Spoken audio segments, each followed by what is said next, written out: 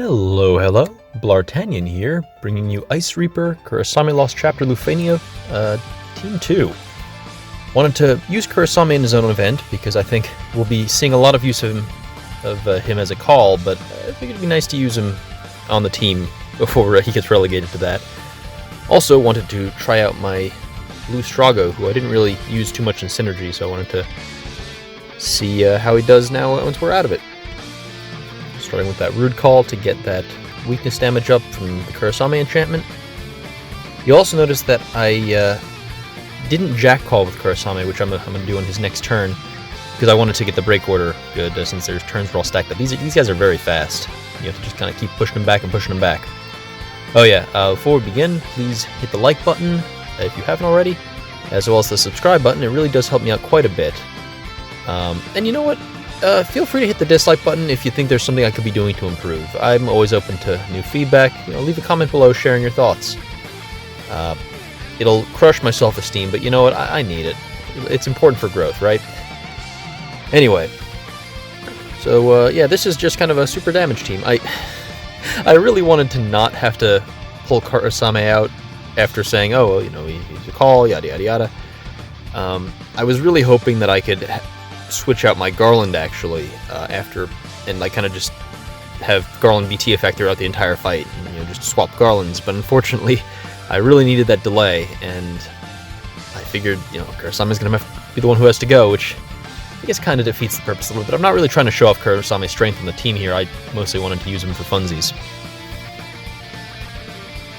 So here we go, Garland using a nice meaty EX.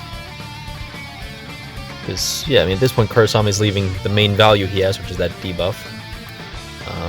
He's also now a weakness up elemental enchanter, which is cool, but with the BT effect in play, we don't really need that much to hit our HP caps. Especially with Garland defense down.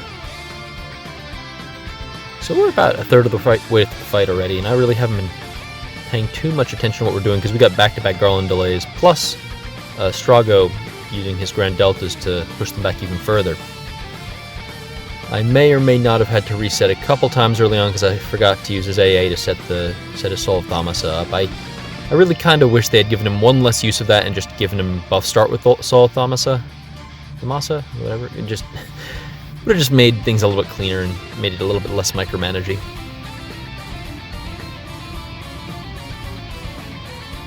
Yeah, this fight has been, on the one hand, it's fun to be able to kind of play around and not feel as constrained in terms of who you can bring. On the other, I am finding that running teams that don't include Garland here is actually kind of touchy. So there's that. It still is it's not a fight that requires only Garland or Cypher to get through this, but I'm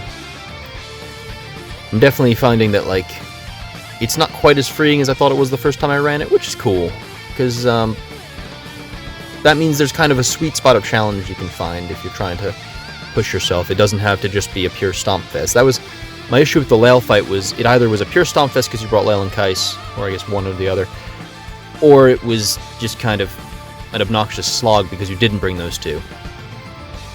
And that I didn't really care for that strong difference dichotomy, or difficulty dichotomy.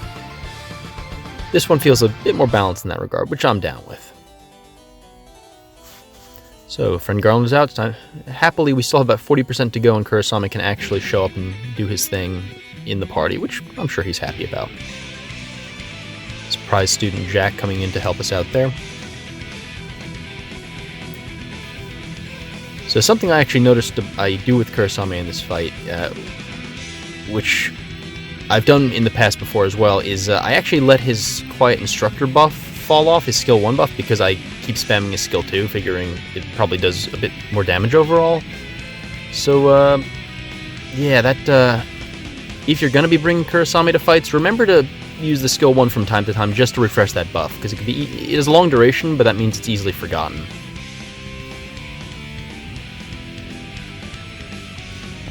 Another nice thing about Kurasame is that sweet additional ability he has, which I'm not going to use here because first we want to get the EX. Once you get his EX follow-up attack, that AA of his is just splendid. once we're out of summon, you're going to see it hit for some pretty solid damage for free. Especially now that his LD gives him a free skill use after you use it. It's good times. I'm hoping I can bring Kurasame to some more fights, just because he's another one of those characters who I just enjoy the feel of using, even though I know in his case he's probably best served just kind of hanging out on the call bench. And just take a look at this. Ooh-ah, okay. So I ended up actually using an A in there because we have so many A's at this point that I can kind of afford to just spam them out. But at this point I noticed, oh shit, skill 1. And I have to go ahead and do that here. Yeah, suffice to say, Strago, when powered by Kurasame and Garland's burst effect, he's as much of an engine of destruction as I'm hoping he would be. It's kind of a weird sentence. Anyway, I hope you enjoyed that. Again, I'm going to try to take a few more teams for here. I'm really having fun with this stage. I'll see you in the next video. Hope you enjoyed. Adios.